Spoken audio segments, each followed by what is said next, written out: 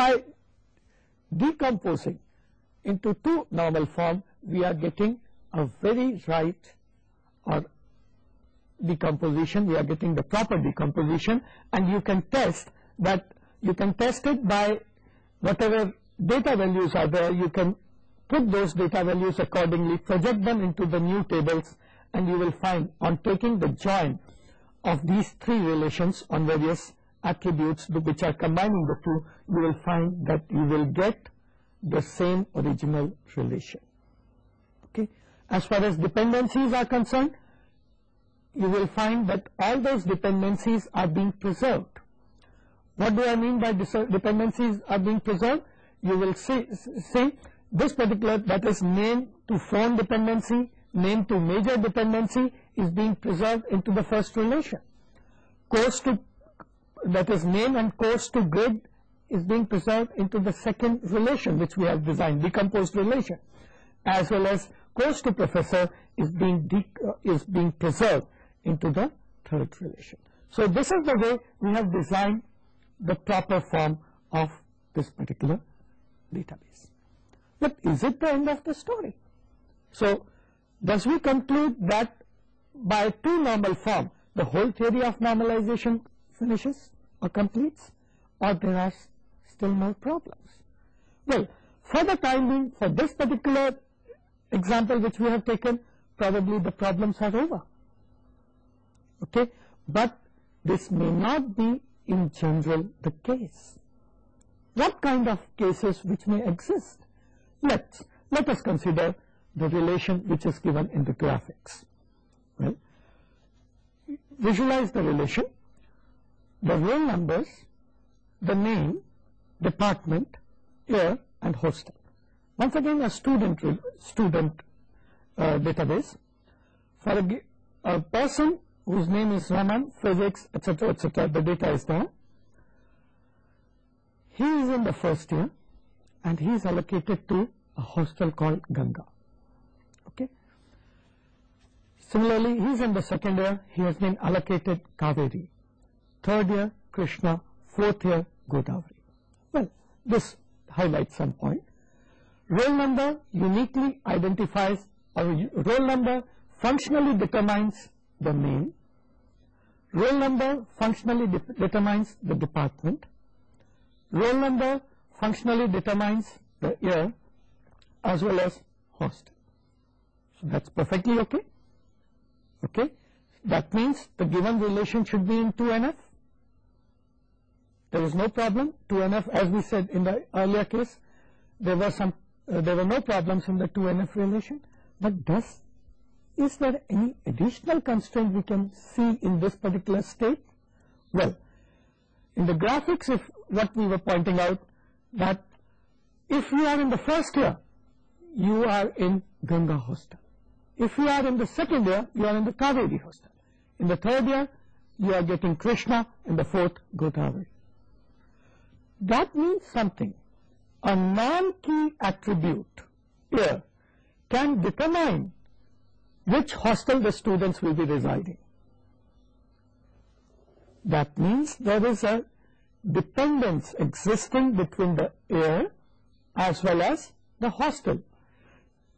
To visualize it, let us look into the dependency diagram. Now, dependency diagram states there is a link or there is a functional dependence from year to the hostel. If that is so, we are in trouble. Why we are in trouble? As you have found in the table, in the diagram which I had shown to you, wherever we are having one Ganga, it is being repeated. Ganga is being repeated. Whereas, if I simply say one, it should be sufficient to say that he will be residing in Ganga. There are inconsistencies. Not inconsistencies, there are redundancies, and obviously it is going to lead to the problems relating to insertion anomalies and deletion anomalies. To avoid such kinds of things, what we need to say, we need to go to third normal form. What is third normal form? The third normal form is defined to be that a relation should be in 2NF and all attributes in a relation scheme are functionally dependent only on the key. So what constraint we are adding here? We are adding one more constraint here, and that is that it should be only dependent on the key attributes, and then only it will be 3NF. Obviously, we are moving from 2 to 3NF for the reasons, once again, that is anomalies, that is insertion and deletion, and data redundancy problem. In 3NF, what kind of a decomposition will I get? Obviously, what I would like to break year as well as hostel into a separate relation, whereas roll number, name, department, and year will be kept in another relation, and that is going to eliminate the problem which is associated with this particular table. So in 3NF, what we are trying to do? We are trying to eliminate any attribute that is non-key attribute related functional dependence. So you can see functional dependence is one of the prime factor which is responsible for this particular decompositions. But is BCNF that is 3NF sufficient, or we still have to move further? Well, 3NF to certain extent may be sufficient. However, a more rigid and defined form for 3NF happens to be BCNF. And in BCNF, the basic assumptions are that the relation has more than one composite candidate keys having one common attribute, and if there is such case, then if not common attributes of one composite key is dependent on an attribute of other composite key, a normalization called BCNF is needed.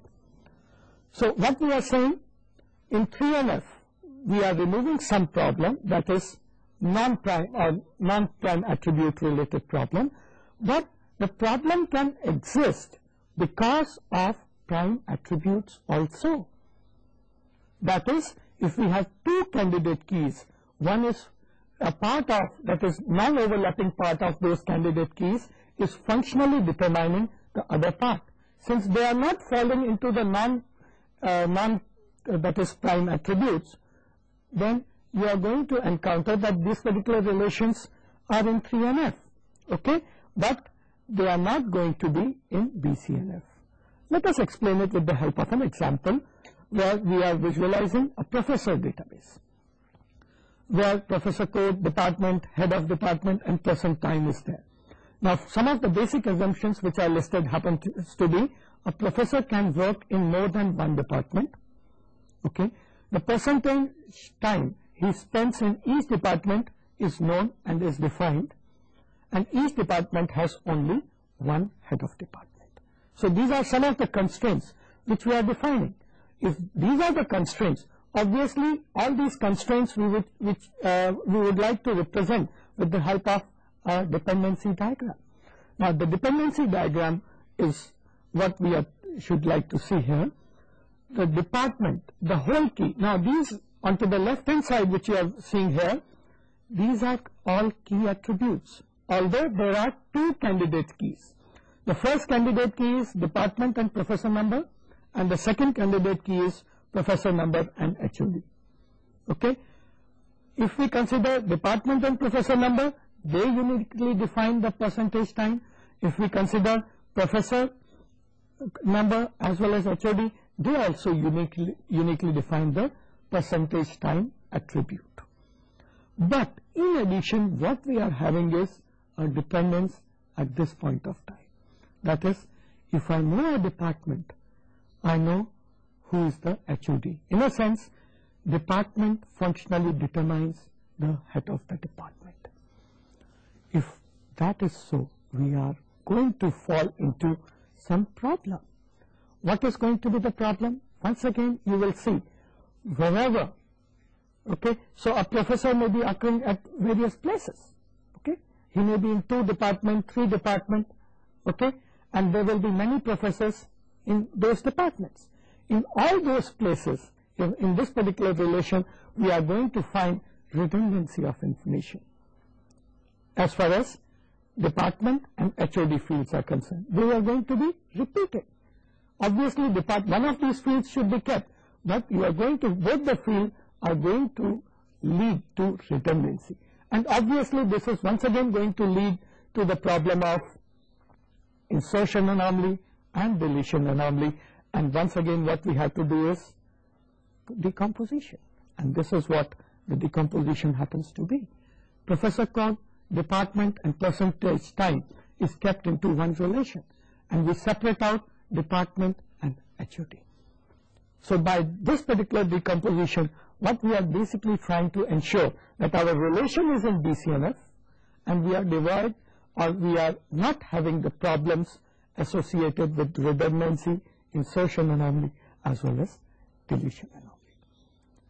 So we have reached to a state where we say, okay, the relation is in BCNF. But does it exhaust all possible combination of realistic or industrial situation? Probably we have some more examples to see. One such example happens to be the example of a course relation.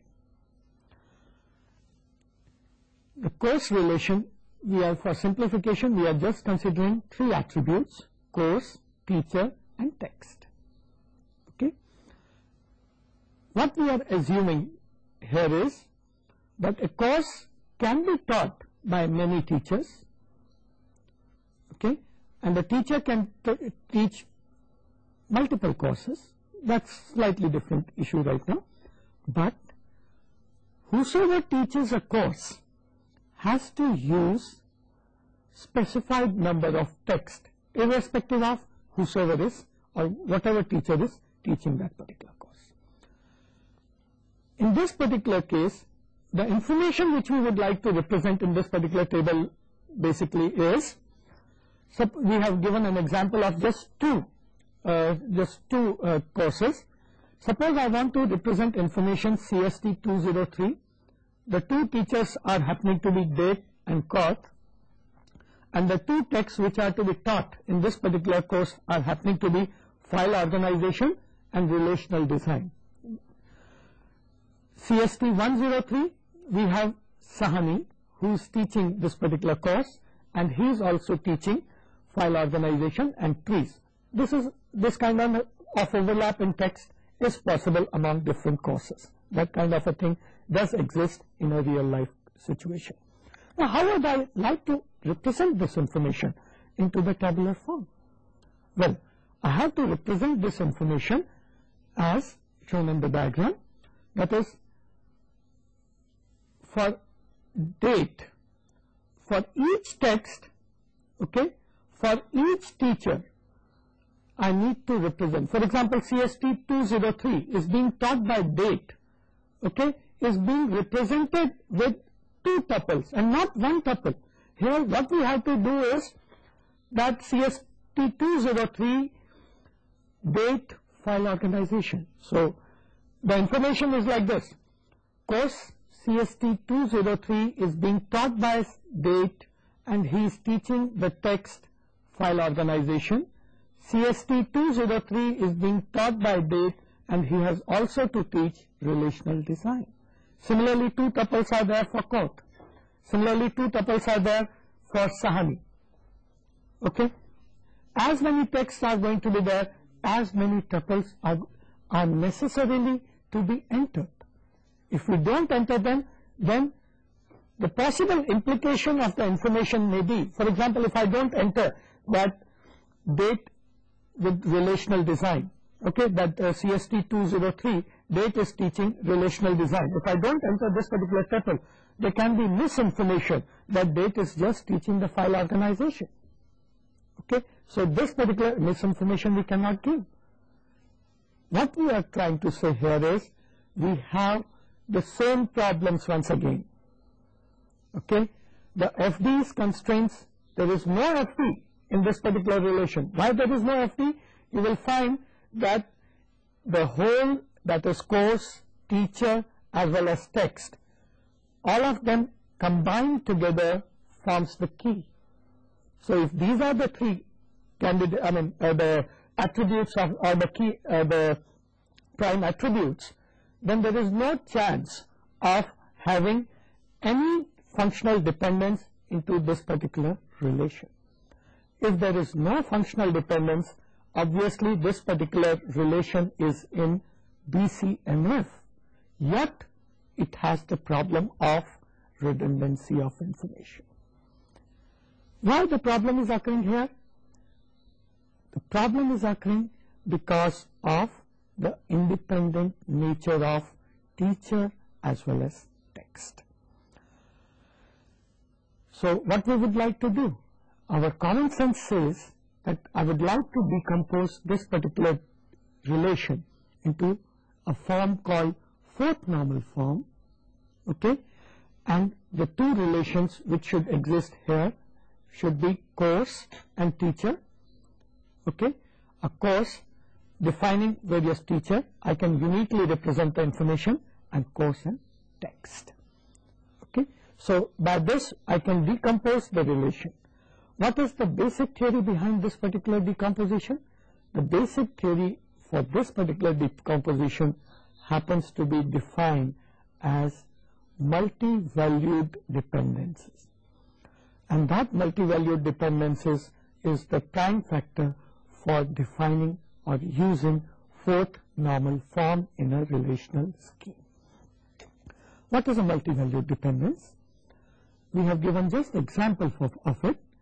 If I say course multi-determines teacher, that is if and only if the set of teacher value matching a given course text pair values depends on only course and not the text values.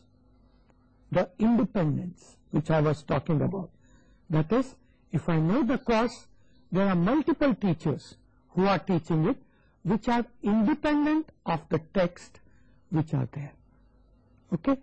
So this is what this particular statement means, okay. And the second statement which is there is that course multi-determines teacher also implies that course multi-determines text should also apply in the given relation. So what we have is these kinds of dependencies, and on that basis the decomposition as I had proposed has to take place. That is, we are going to decompose the relation into course teacher and course text. But is it complete? No, we still have one more problem probably. Now, how that particular problem can be visualized is a situation. Let's consider a vendor supplying many items to project in an organization. Now, what are the constraints in that? A vendor can supply many items, a project can use many items, and a vendor can supply to many projects. An item may be supplied by many vendors. If that is the situation, what we are visualizing here is a case where all these attributes, that is the vendor, the items which he supplies, and the projects, they are independent of each other. Once again, in this particular case, what we are going to find that since they are independent of each other, they will not be in any sense being controlled by each other. Therefore, joining these, the key will be consisting of vendor code, item code, as well as project code. Okay, so the composite of these three things will be the key. There is no functional dependence, so the relation is in BCNF. There is no NVD also existing in this particular relation, therefore it is in 4NF2. However, if I want to decompose this particular relation into 4NF, into two tables, okay, after all, what is the problem in this particular table? Once again, the same problem. If I want to represent the information that this vendor supplied this particular item, okay, and if he is not supplying that item to any of the projects, then this information cannot be represented in the table shown in the diagram.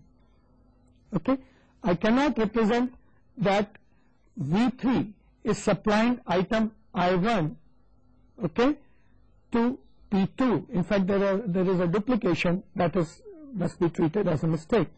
There is a duplication of information. Just one of these tuples is going to remain. The two tuples are not going to be there. But visualize it. V3 is supplying item I1 to project P2. Vendor V2 is supplying item I3 to project P1. But suppose he is not supplying it to project P1, then once again we are going to encounter the similar kinds of anomalies that is we had encountered earlier. Obviously we would like to break it into two tables, okay, but those two tables which we can after all this is not NVDs there, so obviously those two tables which we would like to design here are happening to be vendor code, item code table, and vendor code project number table. However, what we find on taking the join of these two tables, the original table we will not be able to make. This is what you have to experiment. So if you are not able to make the original table, what is the solution? So under the circumstances, what is to be done in this particular case? Obviously, we would like to see that this particular table is not too decomposable, and this particular problem can be refined or can be implemented, okay, using 3 decomposability nature of these particular table. That is, instead of 2 tables, if we can break this particular relation into 3 tables by representing the third piece of information, that is, that which item is needed or used in which project, if we can provide that information also in another table, probably we are doing the proper justice to this particular table. These kinds of the normalization is called 5NF, okay, and 5NF is basically based on something called join dependency. That is, on taking the join of the 3 table, I'll get the original table. On taking join of the 2 table, I will not get the original table, and that is a problem. So we have broken this particular relation into 3 tables. Okay, so that tells us about the 5th normal form. Now let us summarize what we have done as far as normalization is concerned.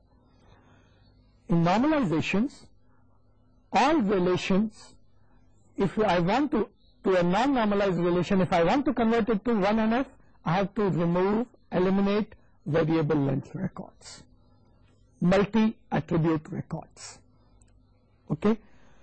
If I want to convert 1NF relation to 2NF, I have to remove dependency of non-key attributes on part of a multi-attribute key, okay. If I want to convert 2NF to 3NF, I have to remove dependency on non-key attributes on other non-key attributes. If I want to convert it into 4NF, or in fact 3NF to BCNF, then I have to see the removal of dependencies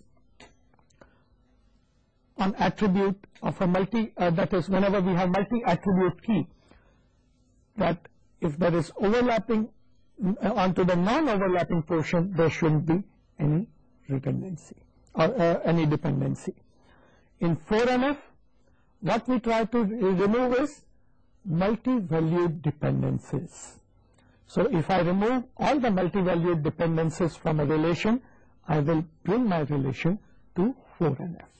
And finally, to convert a relation into 5NF, I need to check whether a given relation is a 2 decomposable or it requires more relations which can be joined together to bring the original relation. In practice, you will find that this 5NF is not very commonly used. However, you will find that there are practical instances existing for 4NF as well as 5NF situations. The other part which you would like to see here is the query processing. What I will request you, you must try to experiment with lots of queries. You may take exemplar queries from the references books which we have suggested to you, and try to experiment with some of the queries, try to design your own queries, and that will give you tremendous confidence as far as query optimization is concerned. In fact, query optimization will come as a next step if you have designed your queries properly. You must try to, you should try to solve many queries using join and other similar kinds of concept which you have learned in block 1 as well as block 2. With this, I would like to end this particular session here. Bye, and thank you for listening to me.